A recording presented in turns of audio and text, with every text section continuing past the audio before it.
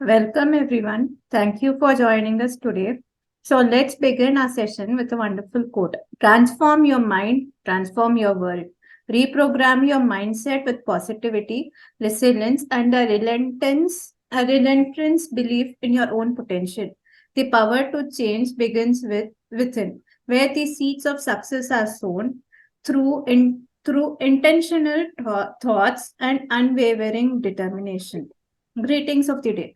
Good evening, everyone. I, Lakshmi, being your host for today's international webinar on the topic Mindset Reprogramming, extends my warm greeting and a very good evening to all of you present here. To upgrade your mindset, rewrite the narrative, replace self doubt with self belief, turn obstacles into opportunities, embrace growth, cultivate positivity. Your mindset shapes the path to success. Rewire your mind for success by embracing challenges as opportunity, cultivating a positive outlook, and nurturing resilience in the face of setback. Elevate your mindset and watch as limitations dissolve, making way for boundless growth and achievement.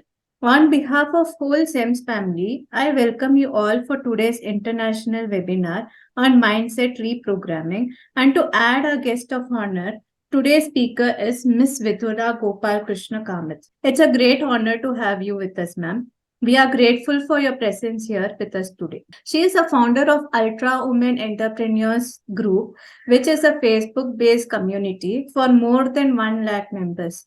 She also is a life coach and an NLP practitioner. Her goal is to transform as many lives as she can help them achieve their life goals through her especially developed coaching technique. Thank you so much, Lakshmi. Thank you, ma'am. It's an honor to be on your channel and share the knowledge with and experiences that I have taken through my coaching and life coaching and NLP sessions. So Okay. thank you so much, everyone. Let me share my presentation to you. Okay, so this is about mindset reprogramming. And the tools which I use is from the neuro-linguistic programming and an integration of psychology with it. So, introduction to neuro linguistic programming and psychology. So, what exactly is neuro linguistic programming? So, it consists of three, as you can see in the name itself, neuro linguistic and programming. Neuro, as in the way you use your senses to understand things that are happening around us. So we have a certain pattern or a certain way of reacting to things, which is all based on our past experiences and how we have programmed ourselves or our neurons to respond in that certain way. Then the use of linguistic, which is the language that we use while communicating with people, and also this plays a very important role since like they say that words creates actions. So the way you speak will also create your character.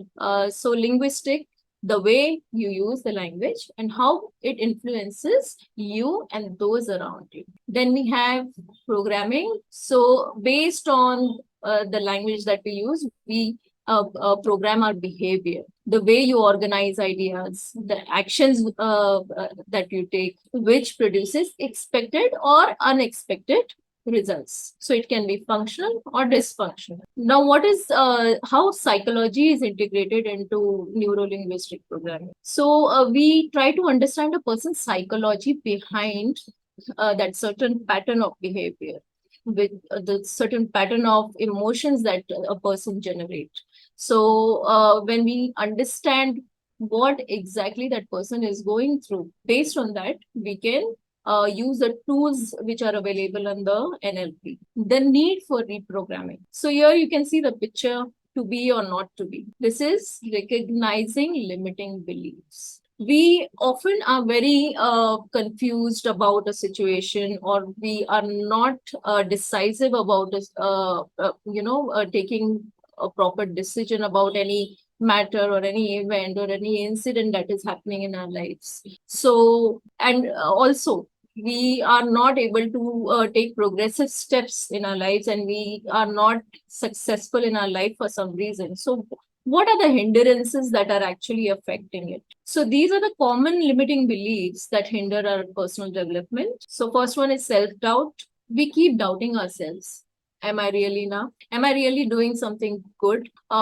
Should I do it? Should I not do it? The fear of failure. So based on self-doubts, we also have a fear of failure, which is, what if I fail? What would happen if I fail? In fact, we are not even able to think beyond the failure, that in what way it will affect, but we still think as a survival mechanism that the failure is going to affect our life to a very extensive level. Then we have imposter syndrome. This is where you think that people who are progressing around us, people who are more successful, this is all because of their luck, their destiny, the environment they are coming from. So it has nothing to do with the actions you take, but then you mostly, think that it is just by destiny that they are successful, or they are progressing in their lives. But the most important thing here is that you have to take right actions, and you have to develop a right thought pattern. Only then you can be successful. So there's imposter syndrome. Then we have scarcity mentality. So many a time, we think that we don't have enough resources. All that we have is, but too less. I mean, I cannot work with these kind of resources. I don't have enough money, and I don't have a good house or environment. But this has nothing to do with the personal development. You can always work on yourself. You can always program your mind.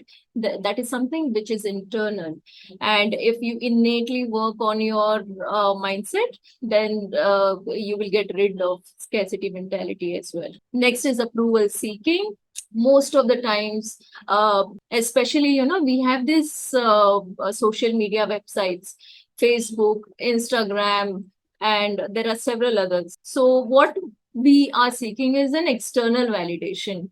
We think that we'll put our photos that we are traveling, we are eating this, we are going to 5-star restaurants or hotels. And if people, put those like emojis or love emojis, so that means that, I'm in the race.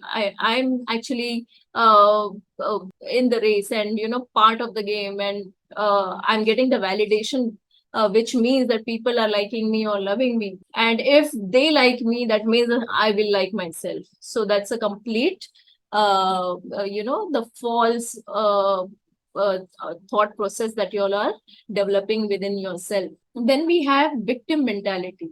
So you keep blaming yourself for everything that is happening. There are instances where, you have bad experiences in your life, or you have incidences in your life, or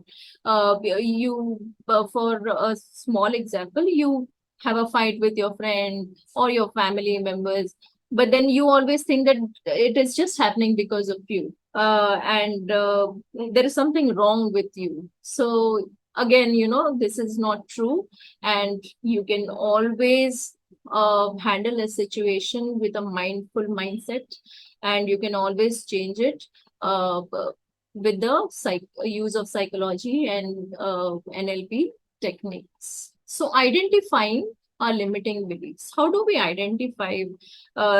Because many times, we are programmed in such a way that which is just based on the experiences we had until now. And it is like the box that we are in, and we can only see the walls of that box, and we think that this is our world and this is it. But you have to start thinking outside the box. So you have to know and understand how thinking pattern is, or how people think and why do they think. So you need to reason beyond your own limiting beliefs. You have to step out of your belief system to understand what exactly is going around in our world.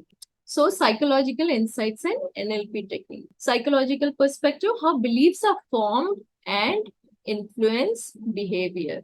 So this you can see, we have behaviors reinforce thoughts. So the way you behave, it will also influence your thought process. So if I'm slouching, which means that I'll feel a little negative and low at this point of moment. But if I sit more relaxed and more stretched out and my shoulders behind, so I'll feel more relaxed, I'll feel more confident, and I'll be able to portray my feelings in a much better way. Thoughts create feelings. So if I take you back to any of your childhood memory where you enjoyed that moment, it can be your birthday or your picnic or trip to or tour somewhere with your friends or your family. So when you think about that event, it makes you feel more happy and more pleasant, and you feel like I wish that time comes again. So you go into that moment through your thoughts, and the thoughts have a very big impact on our body as well.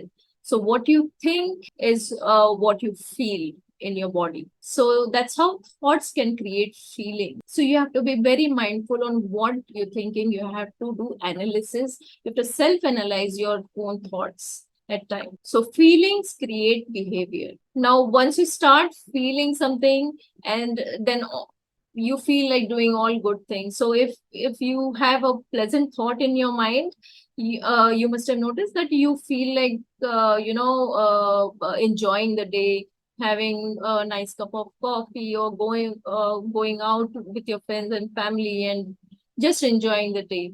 So this is a circle that you go through on everyday basis on your subconscious level, but it is not noticed because we are so engrossed into our day-to-day activities and day-to-day life, and the programmed behavior, that we don't go take an insight to what we are thinking and why we are thinking, why we are feeling in a certain way. So this is where NLP techniques help you to it kind of gets you into that thinking pattern. You enter into a different analysis mode where you recognize your own thought patterns. You try and reframe them. If you're thinking sad, then you question yourself that why am I thinking sad, and is this relevant? Is this feeling really relevant at the moment? And then you can reframing using the NLP techniques. The role of neuroplasticity. Now, shaping the brain for change, the brain's ability to recognize, reorganize itself. So here you can see that what is neuroplasticity? It is brain's ability to change and adapt. So I agree that we have gone through certain level of experiences in our lives, but then are we really able to change and adapt to a new environment or new thought process? Yes, it is possible, and that can happen through NLP. Then we have structural plasticity, experience or memories change a brain's physical structure. So, like I said, if you try and remember a good event in your life, it actually changes your physical structure as well.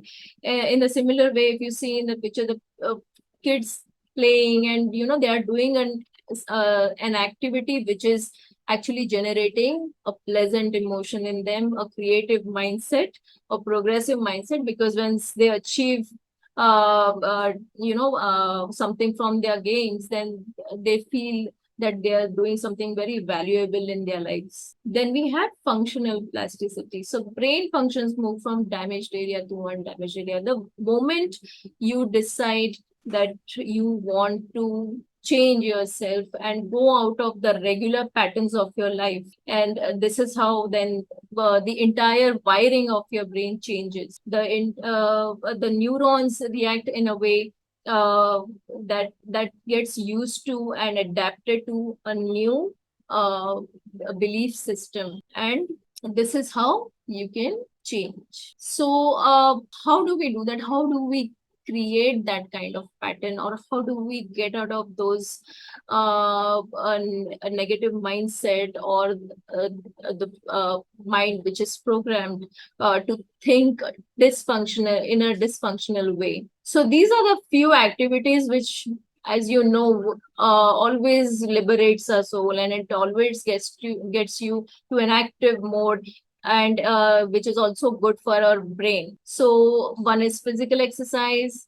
You can play games like chess, and then you can travel somewhere. You can learn new languages. You can learn music and arts. So these are the activities which will actually take you towards your passion, and it will change the entire uh, plasticity. Okay. So mind body connection. So this has been taken very lightly, generally, that we feel that, if we are doing the regular work and we are managing our emotion, we really don't need anything extra. We don't need any therapist, or we don't need anyone to, really work on our thought or the mental health. But this is very, very important. If you can see here, mind body connection is the link between a person's thoughts, attitudes, and behaviors and their physical health. So, the moment if you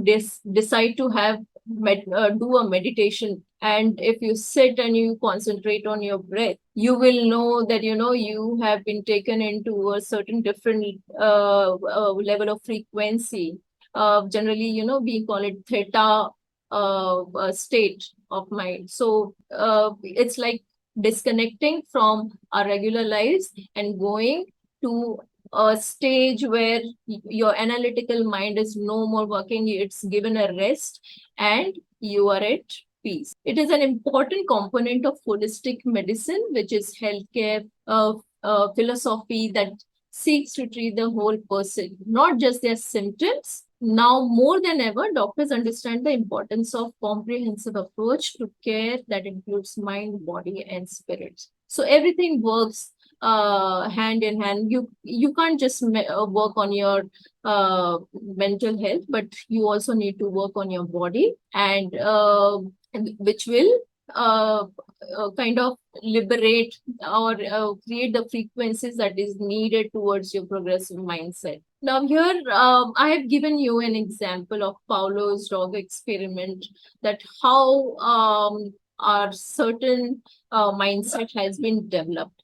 So if you see, the in a Paulo's experiment, what he had done is he used to ring the bell, and the moment he ring the bell, the dog used to come and have food. So that was the reinforcement that was given to the dog. In similar way, in our daily lives, we are programmed through the stimulus that has been created over the period of time since our childhood. So here we can explore the connection between psychological state and physical well-being, anchoring positive emotions for overall well-being. So there is a technique in NLP which is called anchoring. So in anchoring, it's more like the Paulo's experiment, that we generally connect one experience that is in our life to the kind of the smell, the visual that we have generated during that a particular experiment, and the kinesthetics behind it, the way our body felt during that moment. So these are the external things that has affected our event or experience. And every time we have the similar experience, we generally connect to these factors. Integrative case studies, just so mindfulness and NLP. Now there are so many things that we are doing in our lives, but we are just doing it just to do it. We are not doing it mindfully. We have our food, we are just eating whatever is there in our plate, but are we really enjoying that food bite by bite? Are we enjoying every bite mindfully. So how is it done? Generally, what happens is, suppose you're having a delicious meal in front of you, but then what are you thinking at that time? You are either watching movie, or you're thinking about, what happened in my office, and certain things, certain events that has a very unpleasant effect on you. So you are holding everything in your mind, and at the same time you are having your food. But the food which you have is not actually getting embodied, or absorbed by your body, because of the emotions which are created by this thought process. And in a similar way, oftentimes you think that what is going to happen in past, what will happen tomorrow. You worry more about your future than focusing on your present moment, which is the delicious food in front of you. So it makes a lot of difference if you do things mindfully and focus more on the present scenario, or the now, which you call it. You have to completely be in the present moment to experience it completely. So here you can see, temporary stop whatever busy in life and bring our attention to the present moment, here and now. So now that I'm giving this presentation, so at the same time, are you really focusing on the presentation, or you have another thoughts at the same moment? Are you thinking about, I hope, the presentation is liked, or the webinar is liked by everyone? Or at the similar time, same time, you think that I hope that I am doing well as a host during the webinar. So there are a lot of thought processes which are wandering around in your brain. But if you really keep everything aside and you think that, let me focus on what really is this about, and why not absorb all the knowledge that I'm getting at the moment. So that makes a lot of difference. Take 3 slow, deep, and mindful breaths. So these are the small practices or exercises that you can follow, just in case you are filled with your thoughts in your mind. So you can just take 3 slow breaths and focus more on the breath to come in the present moment. Because once you're focusing on one thing, if you're focusing on your breath, then the other things get completely, eliminated from your thought process. So this again works as a very good technique. Then observe and label any 3 sounds around us. So it can be fan, birds, people talking. So right now, at this moment, if I tell you that, just tell me what are the sounds going around you. Just listen to those sounds. It can be anything. It can be birds chirping around. It can be, some work going around your place, or it can be the sound of your chair. It can be anything, the sound of fan. So these are the things that actually get you in the present moment. Even if, for instance, you have a pet at your home. So if you look at your pet, the pet is always in a present moment. It is never thinking about past, or it is never thinking about the future.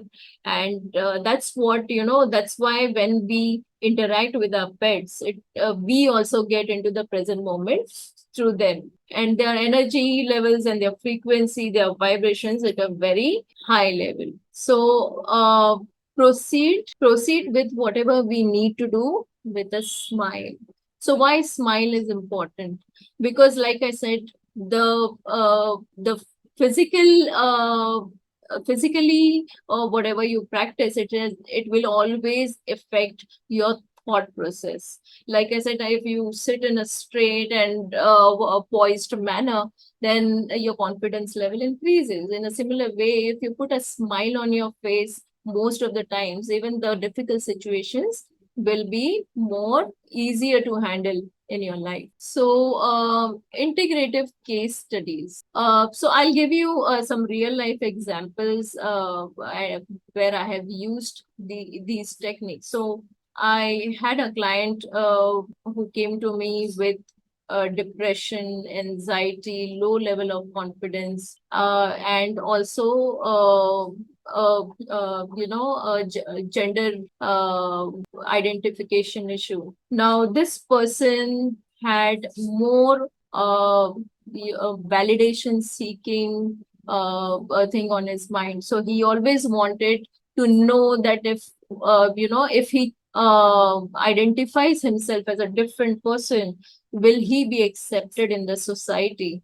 Will people really like him? So he was scared of going and acting beyond the norms of the society. So this is where I use the visualization technique, that if uh, I ask that person, if you are in a certain your dream position, so how would you feel? So you have to close your eyes and imagine that you are actually in that position. You have actually achieved everything. You have actually given out your identity the way you are. And this affected his completely physical and physical appearance, as well as it gave his thought process a big boost, because then he could go beyond his analytical mind, and he could do the self analysis, that and he could come out of the fear of failure, that there is no problem in thinking beyond and making progress. It is just the fear, and it is completely okay to work on yourself and create your own identity. You don't need any validation through the society. So and anchoring technique was used. So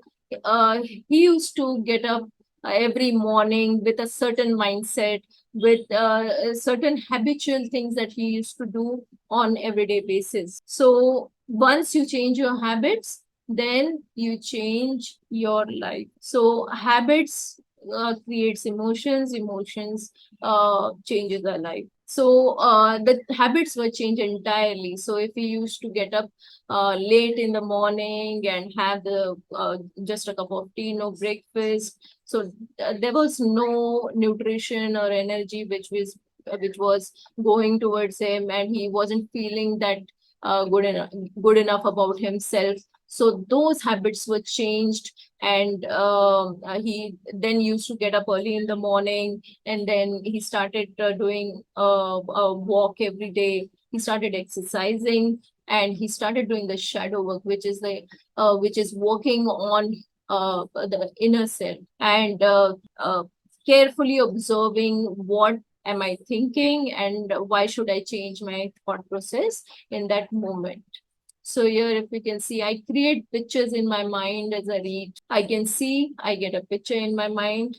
It's like a movie in my mind. I see, I hear, I feel, I smell, I taste. So you must have seen that, if we read books, why we have always been encouraged to read more and more books, because that creates a different feeling. We actually start visualizing what we are reading as if we are in the same moment, and we start getting different emotions, a pleasant emotion. If you're reading a pleasant book, then you get the pleasant emotions, and that kind of changes the entire mood and your entire day.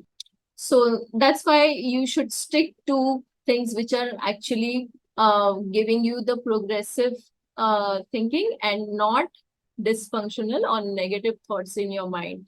We do have, the news channels, the newspapers, where we keep getting bombarded with negative news, and it's good to know. I mean, you should have the knowledge of what's going around, but then that should just be a knowledge, and you shouldn't really delve into the negative thoughts, and go further and keep thinking about it. So these are the most effective techniques that NLP uses, and it makes a lot of change in a person's mental the mindset, as well as It is used for also healing a lot of diseases, in fact. So this is very, very effective. So daily practices for mindset reprogramming.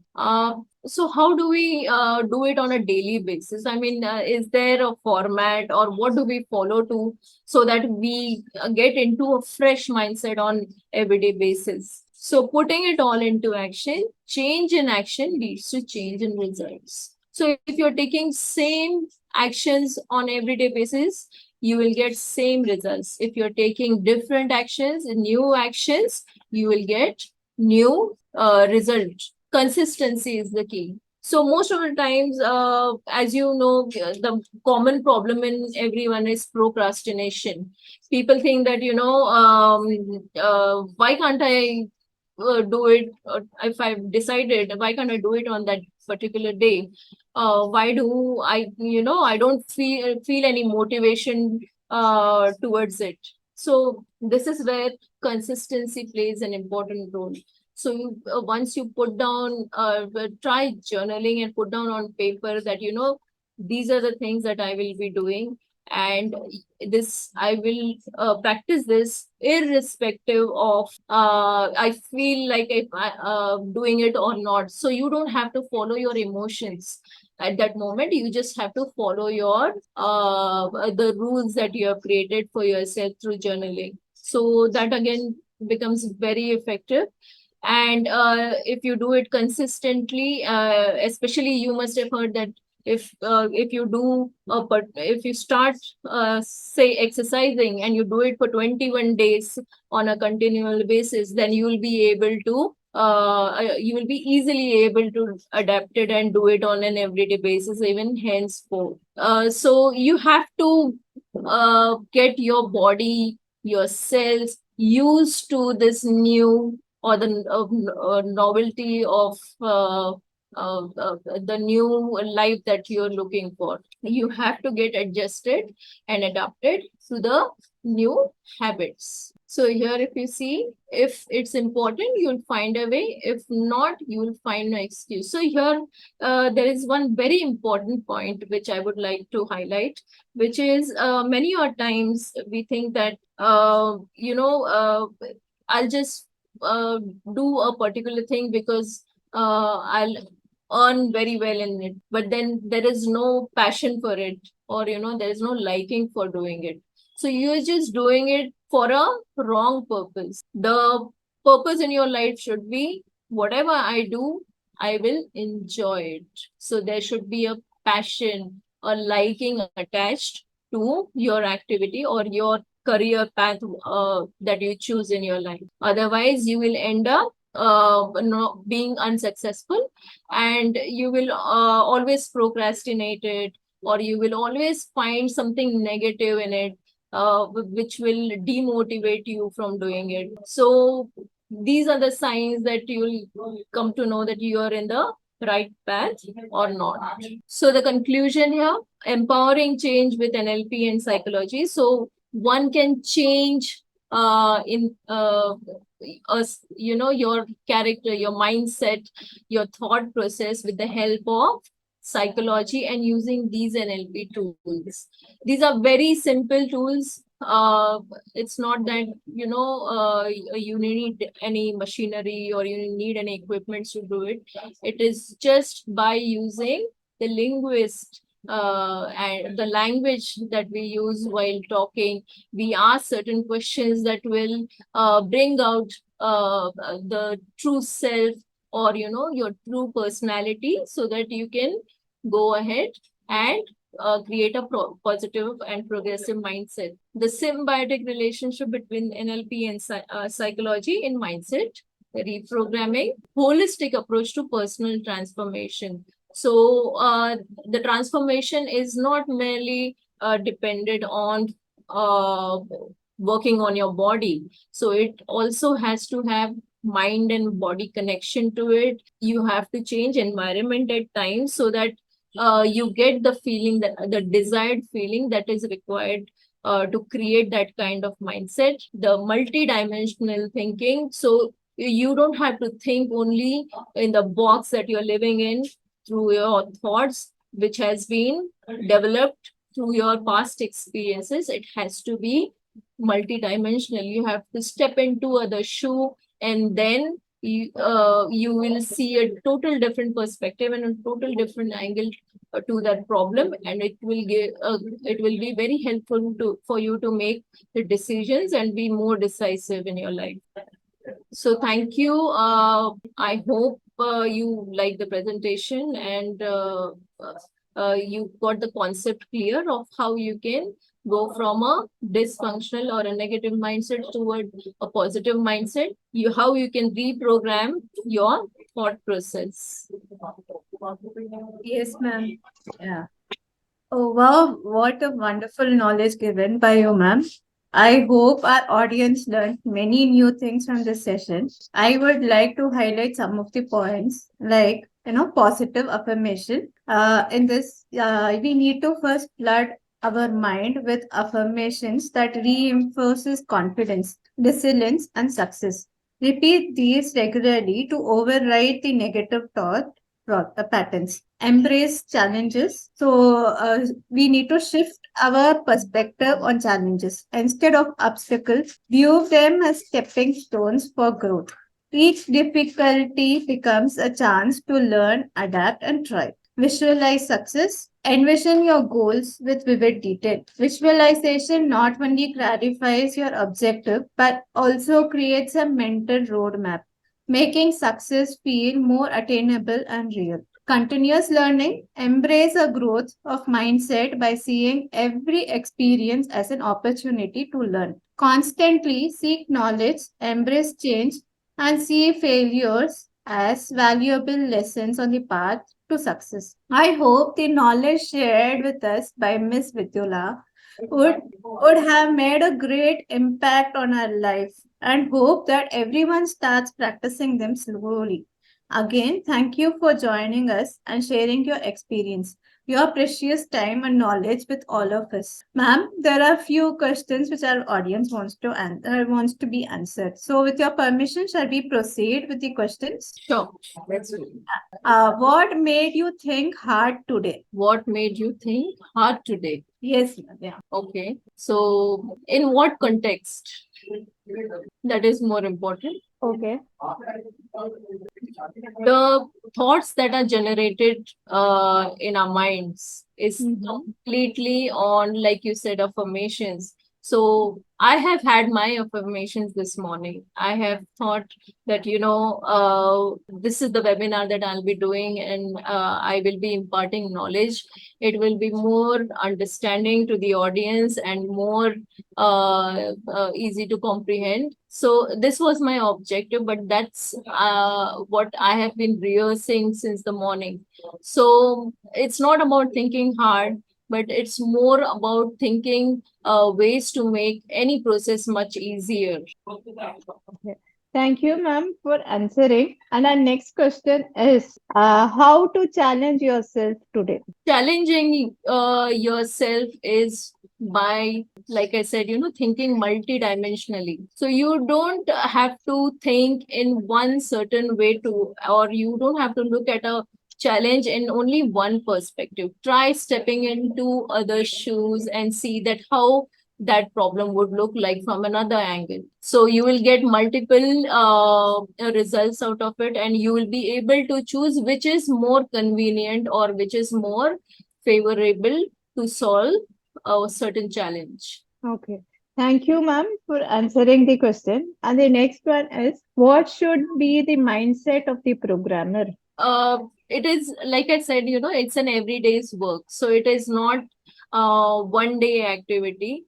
You have to do it on an everyday basis in form of affirmations, in form of meditation, and seeing every negative thought as how can you change into a positive and functional thought. So if you keep that kind of mindset, it becomes easier to solve anyone's issue. So if I'm a life coach, so whenever people come to me with a problem, they are usually with the sad faces and very depressive. But then the format is so clear and precise that you have to visualize yourself on the other side. You have to think that how your life would be when you change your thought process, and you see every negative, you find every positive thing out of negative. So it creates a very progressive mindset. You don't think that the failures or the challenges are that important. The important is your goal. So you should have a goal in your life which is more precise and more attainable, and it becomes much easier for reaching to the pinnacle of your success. Okay, thank you, ma'am, for answering the question. What are the five main mindsets? Five main minds. There are not five. I would rather say there are very variety of mindsets that I have come across through my coaching sessions. So, but broadly speaking, there is a negative mindset and there is a positive mindset. So there are people who would always have this scarcity mentality, or an imposter syndrome, and you will always try and find some policies through what is happening around. And there is another mindset which says that whatever happens, whatever challenges I come across, or whichever negative people that I come across, I will always stick to my value system, and work on myself more than working on getting validation from others. So it is more important to do the shadow work instead of focusing on what others really think about us. Okay, thank you, ma'am, for answering. What are the steps in NLP? In a nutshell, if you ask me, there are no steps as such, but then there is this format where whichever mindset you are at the moment, you have to get disconnected with it if it is not functional, if it is negative, and you have to think, you have to go beyond and think that what happens if I do this, if I do things differently. So once you broaden your horizon, it becomes you get more hopes, and it becomes much easier for you to think more progressive. So get out of the limiting beliefs that you have and try and go beyond and think that what if I try this, at what level will this failure affect me? And failure is nothing but these are just the steps towards our progress. So never take failure as a disappointment. In fact, you should be thankful that when you fail, you get to learn more things in a very elaborate way. In fact, that you come to know that you don't have to do this again. So this is the wrong step that I have gone through, and you try and do the course correction and go towards the progressive mindset. Okay, thank you, ma'am, for answering. Our last question is, how is the technique NLP used in the coming years? In the coming year, Yeah. okay. There is no specification to when to use this technique. It can be used anytime, in any year, and the format remains the same. That you have to, you have to reprogram yourself. You have to work on yourself, your mindset on everyday basis. So there is we have always needed. The only thing is that we have discovered it at a later point of time in our lives. So that's why we think that it's a new concept, and can I use it everywhere? But you can use it everywhere. It can be used in sales and marketing, in HR, and different functional departments, or in our daily lives. As a mother, you can use it. So there is no fixed timeline to use it. You can use it anytime, anyhow. You just have to reach out to an NLP practitioner. That's it. Thank you, ma'am, for answering it. And regarding this, who would be using it more? Like I said, it is not limited to only one stream or one person or a one field. Any and everyone can use it. So you can also teach some of the techniques to your child. So when I talk to my girls now, they are into their teenage.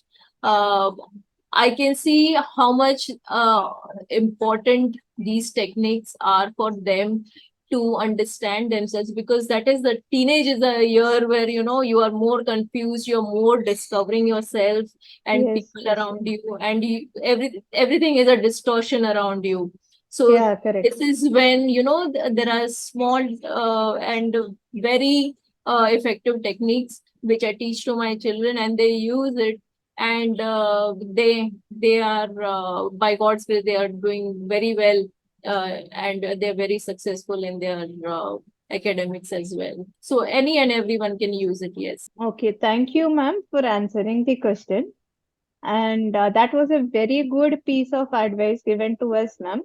Again, thank you all for attending today's webinar. And if you have any additional questions, you can contact us by email or telephone.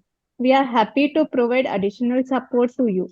Please follow us on our social media and subscribe to our YouTube channel for new learning.